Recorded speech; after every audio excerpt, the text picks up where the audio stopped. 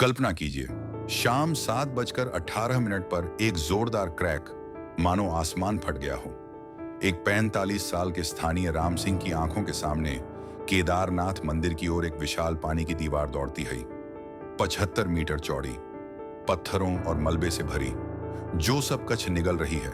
क्या आप जानते हैं, वो दीवार सिर्फ पानी नहीं थी, बल्कि मौत का तूफान थी, जिसने मिनटों में सैकड़ों भक्तों को बहा लिया। लेकिन ये तो शुरुआत थी। क्या आपने सुना है उस उत्तरजीवी की कहानी, जो 4 दिनों तक एक पेड़ पर लटका रहा, नीचे लाशें तैरती हैं, साथ ही भूख और ठंड से मरते चले गए, और वो बस प्रार्थना करता रहा? या वो भयानक दृश्य, जहां लाशें इतनी बिखरी पड़ी कि एक हफ्ते बाद भी नहीं, हटारी गार्डन पानी दूषित हो गया और बचे हुए लोग बुखार और डायरिया से तड़पने लगे?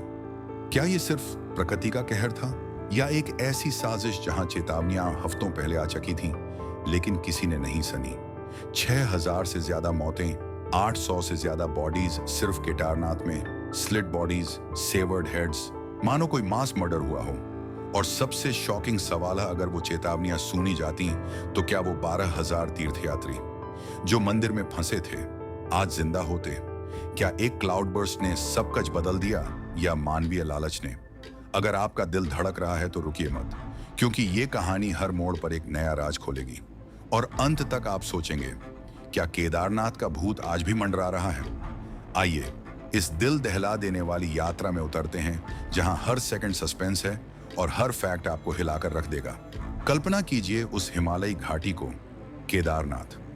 12,000 फुट की ऊंचाई पर बसा ये छोटा सा कस्बा, जहां 4 धाम यात्रा का एक महत्वपूर्ण पड़ाव है। भगवान शिव का ये प्राचीन मंदिर, जो पांडवों के समय से खड़ा है, हर साल लाखों श्रद्धालुओं को बुलाता है। जून का महीना, वो तो यात्रा का चरम है। 2013 में सिर्फ केदारनाथ ही नहीं, पूरे उत्तराखंड में 4 धाम की यात्रा पर 3 लाख से ज्यादा लोग पहुंचे थे। होटल भरे पड़े थे, ट्रैकिंग रूट पर घोड़े दौड़ रहे थे, और हवा में भक्ति की सुगंध घुली हुई थी। लेकिन क्या आप जानते हैं, इसी भीड़ में छिपा था एक बड़ा खतरा। पर्यटन का बोलबाला, अनियोजित निर्माण और नदियों के किनारे बने ढांचे, ये सब मिलकर एक बम तैयार कर रहे थे। और ऊपर से प्रकृति की वो चेतावनी जो साफ साफ कह रही थी, रुक जाओ, ये घाटी संवेदनशील है। लेकिन हमने सुना क्यों नहीं? अब पीछे चलिए 10 जून 2013 से। बंगाल की खाड़ी में एक चक्रवाती हलचल पैदा हो रही थी। भारतीय मौसम विभाग IMD ने नोटिस लिया। 13 जून को पहली चेतावनी जारी हुई। उत्तराखंड में भारी बारिश का अनुमान। बारिश की मात्रा 35 से 64 मिलीमीटर प्रतिदिन। यह कोई मामूली अलर्ट नहीं था। विशेषज्ञों का कहना था कि हिमालयी क्षेत्र में ऐसी बारिश ग्लेशियरों को पिघला सकती है, नदियों को उफान पर ला सकती है। लेकिन क्या हुआ? राज्य सरकार ने इसे हल्के में लिया। तत्कालीन मुख्यमंत्री विजय बहुगुणा ने कहा, यह सामान्य है, कोई व्यापक प्रचार नहीं, कोई यात्रा रोकने का फैसला नहीं। क्यों? क्योंकि पर्यटन उत्तराखंड की अर्थव्यवस्था का रीढ़ था। 2012 में ही 2.5 करोड़ पर्यटक आए थे, जो 2013 में और बढ़ने वाले थे। क्या आर्थिक लालच ने आस्था को दांव पर लगा दिया? यह सवाल अभी खुला है, लेकिन इसका जवाब हमें घटनाओं की गहराई में मिलेगा। 14 जून को दूसरी चेतावनी। IMD ने कहा, भारी वर्षा जारी रहेगी। अब तक गंगा यमुना बेसिन में नमी बढ़ रही थी, अरब सागर से नम हवाएं आ रही थीं। वैज्ञानिकों ने चेताया, क्लाउड बर्स्ट का खतरा। क्लाउड बर्स्ट, वो बादल फटना जहां घंटे भर में 100 मिलीमीटर से ज्यादा बारिश हो जाए। लेकिन सरकारी मशीनरी सो रही थी। कोई आपातकालीन मीटिंग नहीं, कोई स्थानीय प्रशासन को अलर्ट नहीं। श्रद्धालु तो बस दर्शन के लिए उमड़ रहे थे।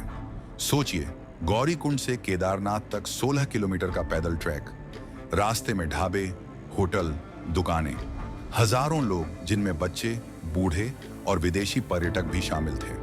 क्या ये भीड़ एक जाल बुन रही थी? 15 जून सुबह IMD की तीसरी चेतावनी। उत्तराखंड में 244 मिलीमीटर से ज्यादा बारिश संभव। ये रेड अलर्ट के बराबर था। विशेषज्ञों ने कहा, मंडाकिनी नदी का जलस्तर बढ़ेगा, भूस्खलन हो सकता है। लेकिन उत्तराखंड सरकार ने क्या किया? कुछ नहीं। मुख्य सचिव सुभाष कुमार ने इसे सामान्य बताया। कोई यात्रा स्थगित नहीं, कोई हेलीपैड पर अतिरिक्त हेलीकॉप्टर नहीं। क्यों? क्योंकि राज्य में 70 से ज्यादा हाइड्रो प्रोजेक्ट चल रहे थे।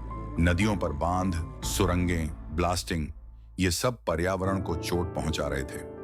एक रिपोर्ट के मुताबिक चौराबाड़ी ग्लेशियर 1960 से 300 मीटर पीछे खिसक चुका था, जिससे एक झील बन गई थी।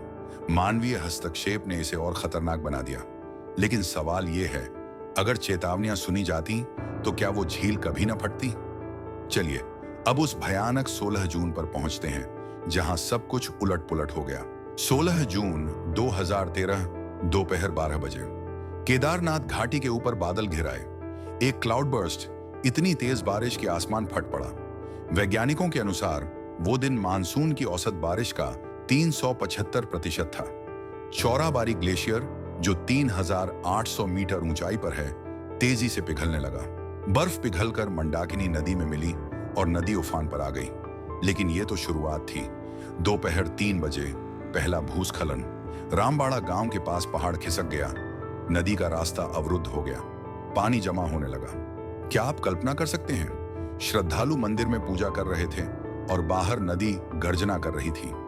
एक जीवित बचे व्यक्ति राधा मोहन सोनी बताते हैं, हमने सुबह दर्शन किए, दोपहर को अचानक महिलाओं की चीखें सुनाई दी, भागो, बचाओ।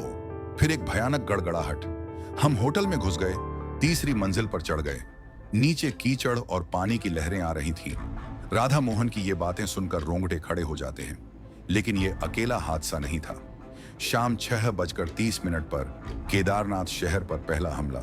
उत्तर पूर्व से एक मलबा बहाव आया। 75 मीटर चौड़ा भूस्खलन जो 500 मीटर की ढलान से नीचे उतरा। ये बहाव ग्लेशियर के किनारे से गुजरा और शहर में घुस गया। दुकानें, होटल सब बह गए।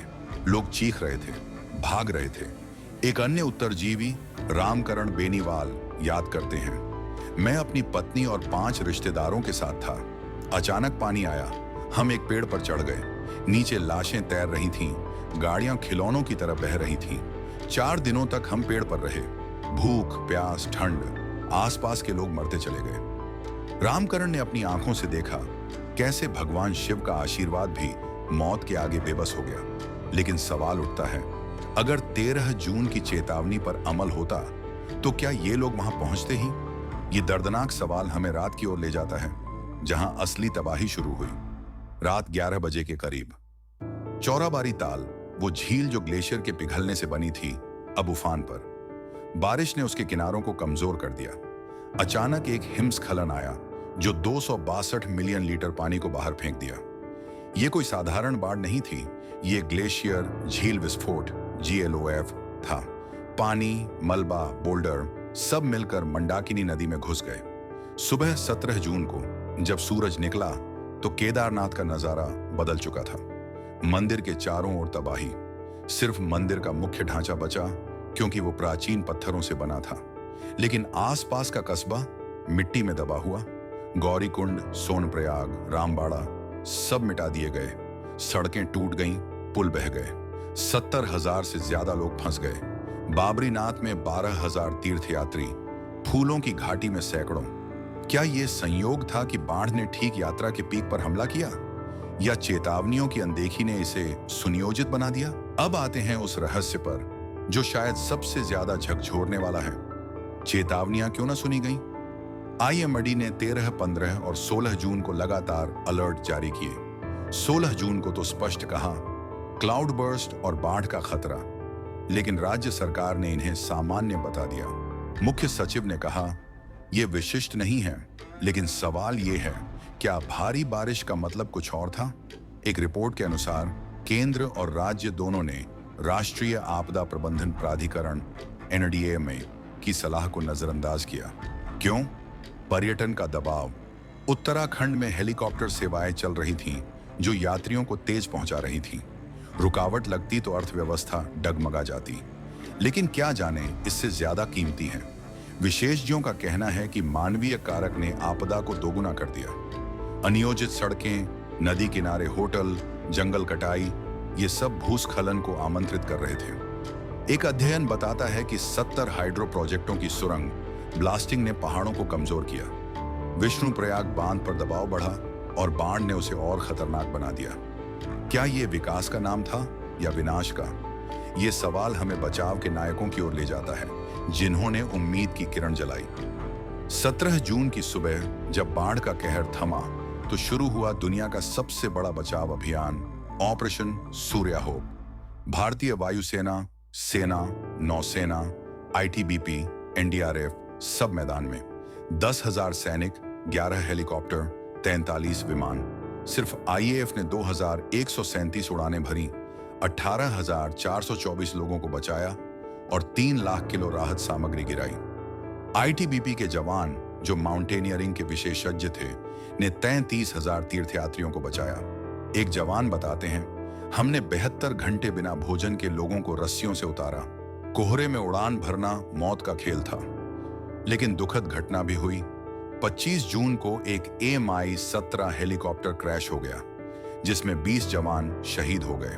फिर भी 1,10,000 से ज्यादा लोग बचाए गए। एक प्रेरणादायक कहानी है विजेंद्र सिंह राठौर की।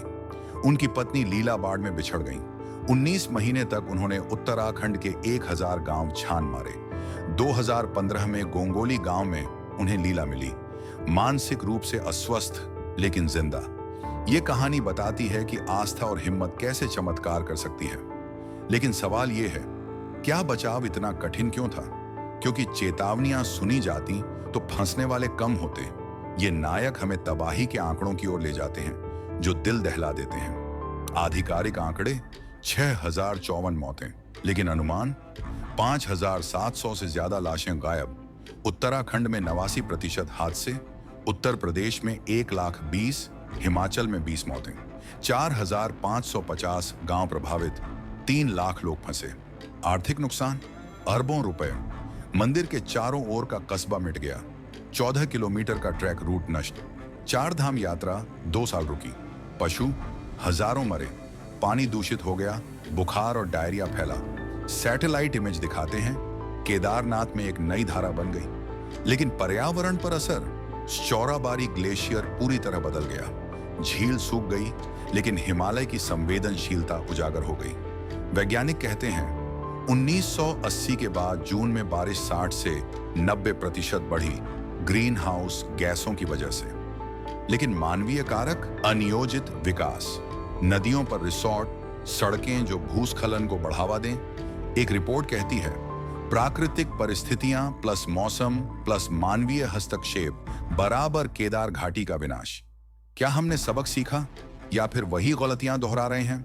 पुनर्निर्माण की कहानी भी रहस्यमयी है। 2014 में मंदिर खुला, लेकिन कस्बा नेहरू माउंटेनियरिंग इंस्टीट्यूट ने बनाया, लेकिन शहरी योजना के बिना। 2023 में भी भूस्खलन आए, 3 मौतें, 16 लापता। एक अध्ययन चेताता है, मंदिर टाउनशिप में नया निर्माण न करें। लेकिन भारी मशीनरी पहाड़ों को काट रही है। क्या केदारनाथ अब सुरक्षित है, या 2013 का भूत अभी भी मंडरा रहा है? उत्तराखंड में हाइड्रो प्रोजेक्ट अभी भी चल रहे हैं, पर्यटन बढ़ रहा है, लेकिन चेतावनियां, अब बेहतर सिस्टम है, लेकिन तैयारी अभी भी कमजोर। तो दोस्तों, केदारनाथ की ये कहानी हमें सिखाती है, प्रकृति की चेतावनियां कभी व्यर्थ नहीं होती। अगर हम सुन लें तो आस्था और विकास साथ चल सकते हैं, लेकिन अगर न सुने तो भक्ति भी विनाश में बदल जाती है। क्या आप तैयार हैं अगली चेतावनी सुनने को? ये सवाल आपके साथ रहेंगे जैसे हिमालय की गूंज। धन्यवाद।